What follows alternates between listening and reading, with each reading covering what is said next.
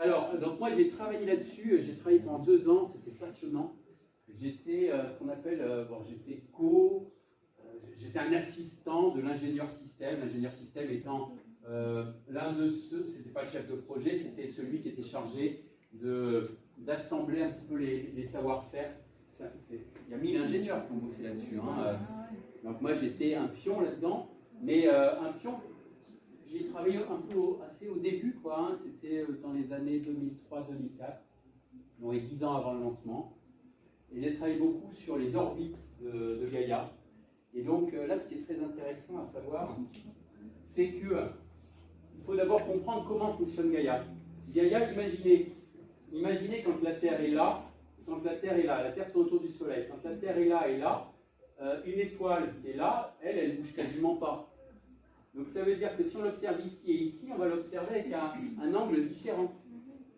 Donc concrètement, on va avoir l'impression sur une année que l'étoile a bougé comme ça dans le ciel.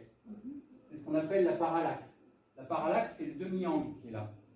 Et donc, qu'est-ce que fait Gaïa? Il calcule cette parallaxe. Et plus l'étoile est lointaine, plus l'angle ici est petit. Vous comprenez?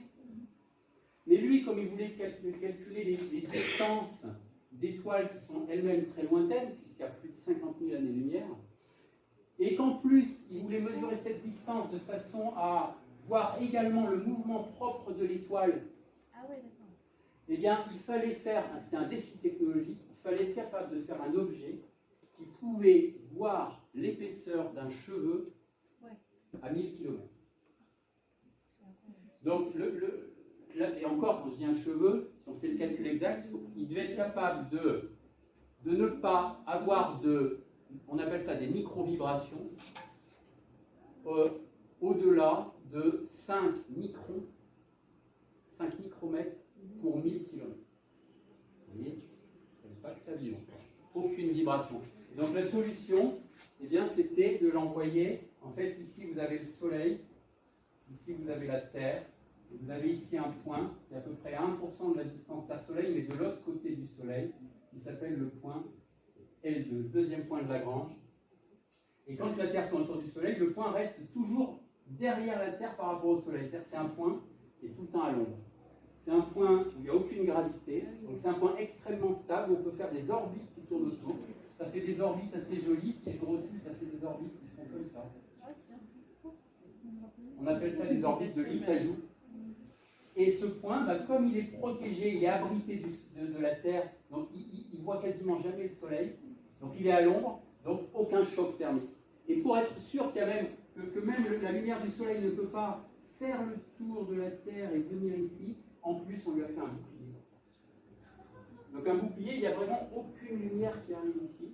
L'objectif étant, un minimum, pour qu'il soit dans une stabilité thermique parfaite.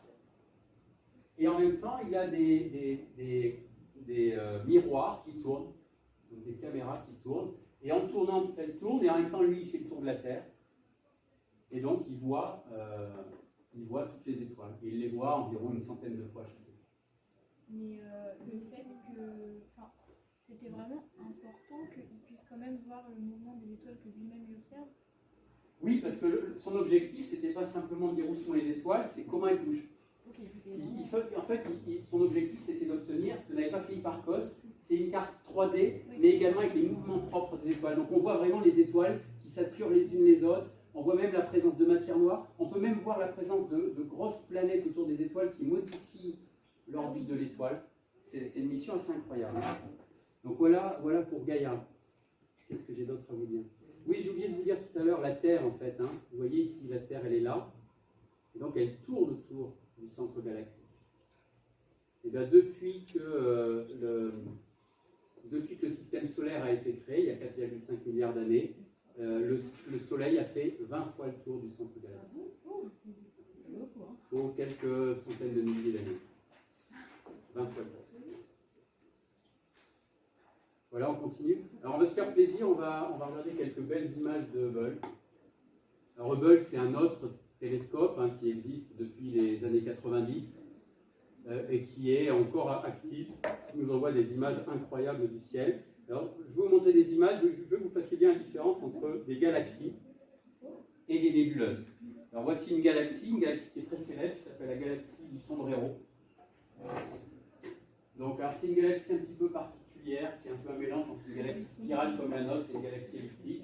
Voilà, elle est très célèbre. Et donc voilà, on a une galaxie. Donc les galaxies, c'est des milliards, des centaines de milliards d'étoiles, et ça a des tailles de l'ordre de 100 000 à 1 million d'années-lumière. Ok. Voilà une autre galaxie. En fait, ce sont deux autres galaxies qui s'apprêtent à rentrer en contact, à fusionner. Deux galaxies elliptiques qui vont fusionner. Ça ressemble beaucoup à ce qui va se passer entre la Terre et la galaxie d'Andromède, qui vont fusionner dans 3 milliards d'années. Et qui sont deux galaxies également spirales. Quand j'ai dit elliptiques, ce sont deux galaxies spirales, pardon. Donc ce sont des galaxies spirales. Donc, alors je ne sais pas celles-ci dans combien de temps elles vont fusionner, mais voilà, la Terre et Andromède, la Voie lactée et Andromède vont fusionner dans environ 2 à 3 milliards d'années. Monsieur, mais comment il s'appelle pour prendre ces photos? Ah bah ça c'est le télescope Hubble qui est dans l'espace, donc qui n'est pas limité par la propreté atmosphérique et par Il les... n'est plus dans la Voie lactée. Ah ouais, là on est en dehors de la Voie lactée, oui. Là on est, attends, je dois avoir les 29, non, là on est à 300 millions d'années-lumière. On est à 300 millions d'années-lumière, donc tu vas beaucoup plus loin que la Voie lactée. Et la galaxie du Sombrero, elle est à 20 à 30 millions d'années-lumière. Mais combien de temps à faire le trajet? Ben, la lumière met 30 millions d'années. Mais Ah. le télescope, Le télescope, il avait. Le télescope, il tourne autour de la Terre, il est sur une orbite, il tourne autour de la Terre, et on lui commande depuis la Terre les endroits où il doit pointer. Et il va pointer, en fonction, il va soit pointer avec un champ très très fin, soit avec un champ plus large. Okay, et il va pointer, là typiquement pour faire ça, il a un champ qui est de la taille d'une galaxie. Ça, c'est pas bien gros dans le ciel, hein, c'est moins d'1 degré. Ça, c'est pas la Voie lactée. Non, là on est en dehors de la Voie lactée. Je te montre d'autres images de galaxies. Simplement,